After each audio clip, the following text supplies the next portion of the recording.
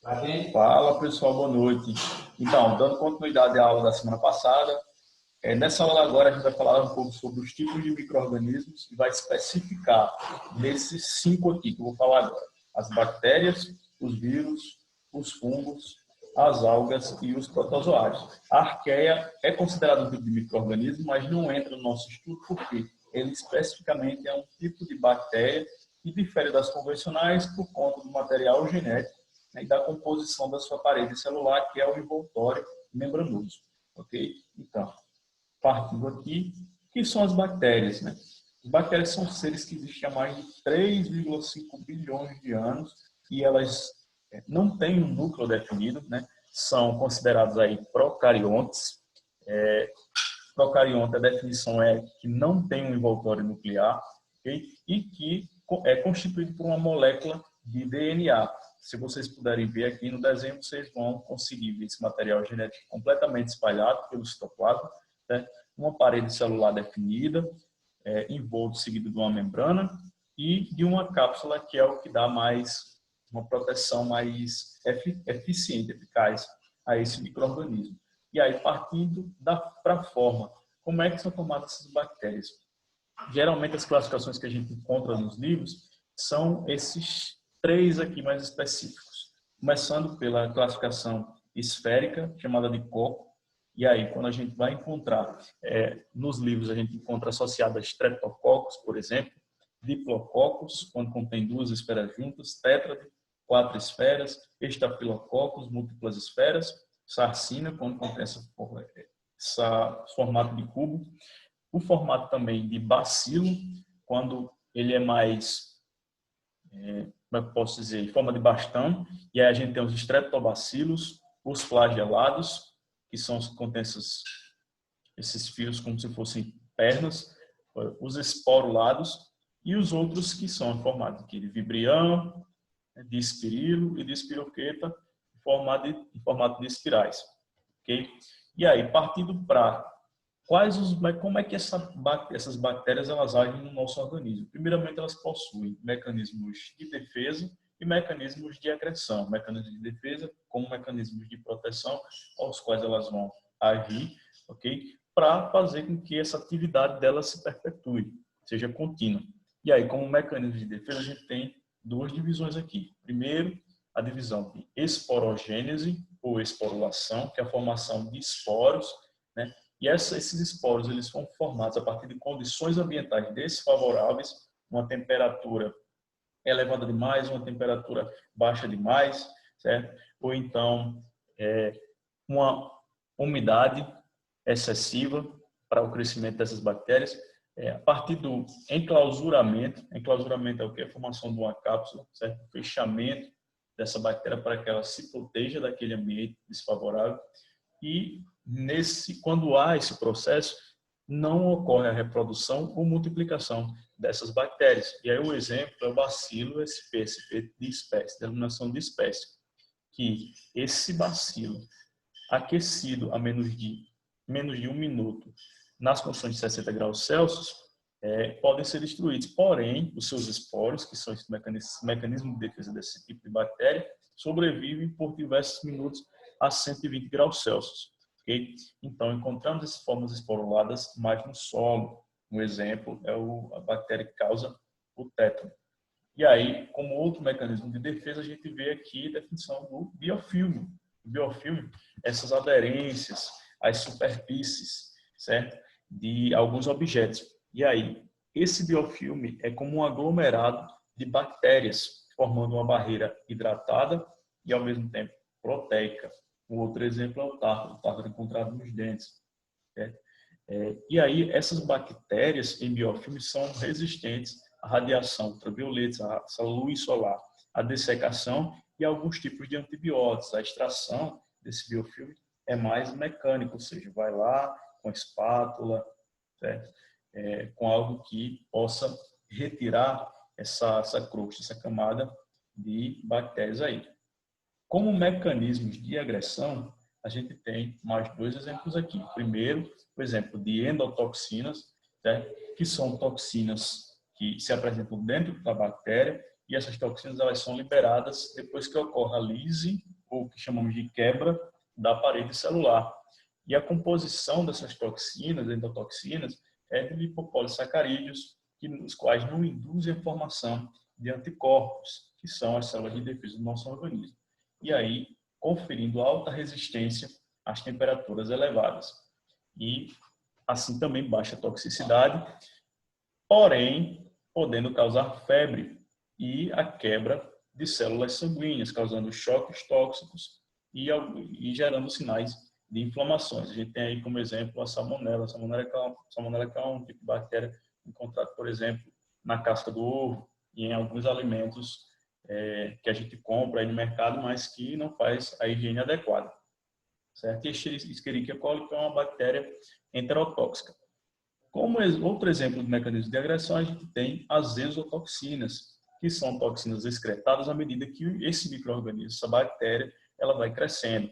Essas exotoxinas geralmente estão aí nos componentes da parede celular. Essas exotoxinas apresentam alta toxicidade e podem causar graves intoxicações, além de induzir a produção dos anticorpos, né, como eu já falei, as nossas células de defesa, os quais são inativados a 60, 80 graus Celsius, que são temperaturas elevadas. E como exemplo aqui a gente pode citar os Streptococcus pyogenes, que são os causadores da erisipela, que é uma doença de pele que causa uma inflamação, sinal de inflamação característico, né? Um dano na pele bem característico. Clostridium botulino, que causa aí o botulismo, né? E a Corynebacterium diphtheriae, que é uma bactéria que causa a difteria. Outro exemplo aqui, né, de como é que essas bactérias agem é que, se elas são encontradas em colônias, né, amontoadas, aglomerações, no sangue, esse nome é dado de bacteremia, ou seja, colonização das bactérias no sangue em decorrência de infecções, por exemplo. Né? E aí é mais comum em pacientes que estão no ambiente hospitalar, em pacientes internados, a depender do tempo, certo? E um exemplo bastante característico que pode figurar aqui, essa bacteremia, é a Staphylococcus aureus, que são bactérias que colonizam a pele e as mucosas. E aí, interessante a gente sempre associar a colonização das bactérias também à biossegurança, à proteção do organismo, à lavagem das mãos, ao uso de equipamentos de proteção individual, que isso é padrão ouro aí para quem trabalha na área da saúde. Continuando, né, essas bactérias, por serem micro-organismos transparentes e invisíveis ao olho nu, eles são melhor identificados, né, em formas e arranjos a partir da aplicação de corantes. Que corantes são esses? Os corantes chamados corantes Gram, né, e a coloração é o corante chamado Ziehl-Neelsen. Como a gente vê no mercado, nos laboratórios, a coloração Gram ela é bem mais fácil de se trabalhar, certo? E aí bem mais características. Por isso que existem as bactérias chamadas gram-positivas e gram-negativas. E como elas são caracterizadas em gram-positivos e gram-negativos é o que a gente vai ver agora, certo? Para determinar se o micro-organismo é gram-positivo ou gram-negativo, a gente vai precisar da fixação de um esfregaço com os seguintes reagentes, chamados cristal violeta, Lugol, o álcool e a fucsina. E aí, para a caracterização de uma bactéria gram-negativa, a gente vai ter o esfregaço com cristal violeta mais o Lugol, que vai definir a coloração roxa daquele micro-organismo. Okay? Se a gente quer definir um micro-organismo como gram-negativo, a gente vai lá usar o corante cristal violeta mais o Lugol, mais o álcool para um processo de descoloração, mais a fucsina, que vai gerar aí a cor avermelhada. Então, as bactérias que estão lá no esfregaço, na placa de Petri, né, que são identificadas na cor violeta, por exemplo, são as bactérias chamadas gram-positivas e as identificadas com a cor vermelha, as gram-negativas. As gram-negativas elas são as mais complexas e as mais difíceis de serem fagocitadas, ou seja, de serem destruídas, englobadas, comidas, destruídas. São mais resistentes aos antibióticos e a outras substâncias. Qual a importância desses micro-organismos para a estética? Um exemplo a gente vê aqui Clostridium botulino, que é uma bactéria patogênica capaz de gerar uma toxinfecção alimentar. Porém, essa Clostridium botulino ela também é responsável pela fabricação de uma toxina, a toxina botulínica, bastante usada nos procedimentos aí estéticos, certo? Essa toxina, produzida em sua esporulação, ela bloqueia a comunicação entre os nervos, deixando a pele mais dura e mais resistente. Se ela bloqueia essa comunicação, vai fazer com que aquela região que a recebe, a região muscular, ela fique mais rígida. E essa região não sofre aí com os danos da contração muscular, né, que vai fazer com que a pele ela se contraia, gerando aí os sinais de envelhecimento. Essa bactéria é uma bactéria em forma de cotonete, né, e ela apresenta flagelos, que são aquelas estruturas que dão mobilidade. Certo? Partindo aqui, a gente estuda agora os vírus. E o que são esses micro-organismos? São micro-organismos não formados por células, certo? Porém, eles possuem uma capa de proteína. E dentro dessa proteína, dessa capa proteica, possui um material genético que pode ser tanto DNA como RNA, ou os dois juntos. E aí, para esse micro-organismo ele se multiplicar, ele precisa de um hospedeiro. Ele precisa entrar no hospedeiro, ele é chamado de parasita intracelular obrigatório, certo? E aí, quando ele se multiplica dentro desse hospedeiro, que geralmente somos nós, de nossas células, outros vírus são liberados após a quebra dessas nossas células. E com facilidade, apresentam facilidade, na verdade, em destruir uma célula e utilizam toda a sua estrutura para produzir cópias de seu material genético, assim criando cópias desse vírus. Como exemplo aqui, ó, os vírus que infectam eucariontes, a gente tem o HIV, hepatite B, os adenovírus, o vírus de influenza, né, o coronavírus, por exemplo. Existem vários tipos de vírus. Infectam eucariontes, ou seja, seres que possuem envoltório nuclear organizado, certo? Esses seres são os animais, algumas plantas, e os bacteriófagos, que são aqueles tipos de vírus que infectam procariontes, alguns tipos de bactérias, por exemplo, procariontes que não possuem envoltório nuclear. Okay? E aí os vírus normalmente são transmitidos de pessoa para pessoa através de quê? Do sangue, de secreções respiratórias, como a gente vê no nosso atual estado aí, as pessoas podem transmitir esse novo tipo de vírus através de secreções das vias aéreas superiores, de excreções intestinais e também de secreções do trato reprodutor, como é o caso do vírus de HIV. Aqui um exemplo, né, das estruturas desses vírus e da nomenclatura deles. A varicela zoster, por exemplo, que é o vírus característico por causar a catapora, e o famoso cobreiro. Aí o rubivírus, que é o vírus capaz de causar rubéola, certo?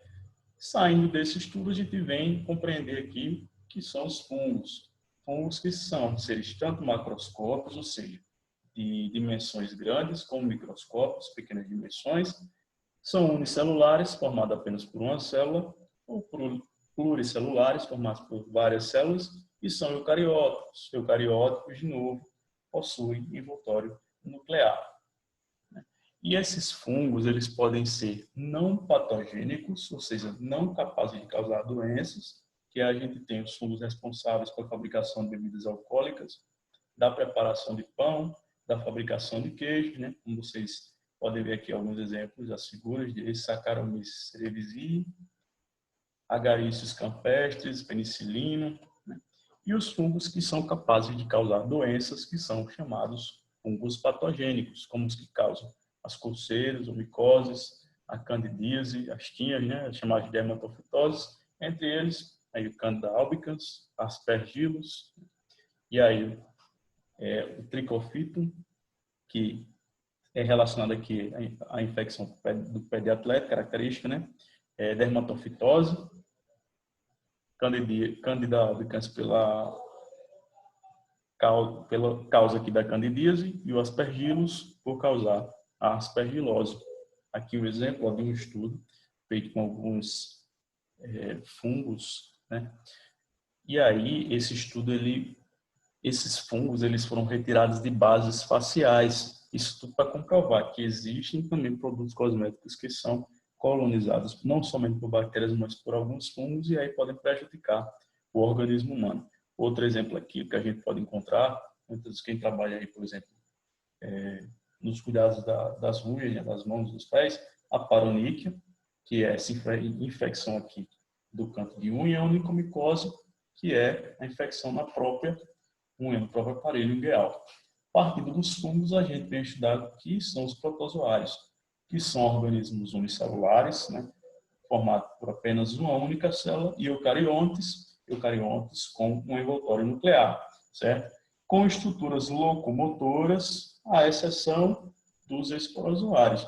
E aí, como exemplo desses protozoários, a gente tem aqui, primeiro, os isópodes, ou sarcodinos. Esses isópodes, eles são formados por o que a gente chama de pseudópodes, ou falsos pés, certo? Que são essas projeções que vocês podem ver aqui no cantinho, parecem se movimentar.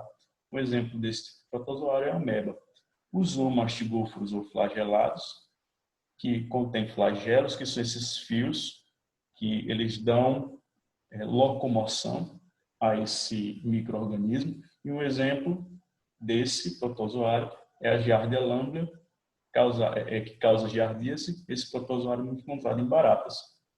Os apocomplexos, ou os protozoários, que são os esporozoários, desculpa, que são aqueles que não se locomovem. O exemplo dele é o Toxoplasma gondii, toxoplasmose, que é aquele protozoário encontrado nas fezes do gato, certo? E os cilióforos ou ciliados, que contém os cílios. Cílios é como se fossem esses flagelos, esses fios, só que de menor tamanho, que dão locomoção a esse tipo de protozoário. Um exemplo desses cilióforos é o paramécio. Okay? E aqui, para finalizar, as algas unicelulares, que essas algas unicelulares, elas podem não ser prejudiciais ao ambiente. Como exemplo delas, a gente tem aqui as algas planctônicas, que são responsáveis por 90% da fotossíntese do planeta. A fotossíntese é o processo de respiração dos vegetais que libera o oxigênio, favorecendo a nossa respiração celular, né? E aí as diatomáceas, que esses tipos de alga unicelular, eles são usados muito como abrasivos, né, por conterem uma carapaça de sílica. E aí, se a gente for projetar aqui para a estética, existem muitas algas unicelulares que são utilizadas na fabricação de cosméticos ou de loções, como vocês podem ver aqui. Saindo dessas algas não prejudiciais, a gente tem também o exemplo das algas que são prejudiciais ao ambiente. Outro exemplo aqui, os dinoflagelados. Esses dinoflagelados são responsáveis pela ocorrência das marés vermelhas, né? Elas são algas de cor avermelhada que, quando juntas em determinado ambiente, elas consomem exageradamente o oxigênio.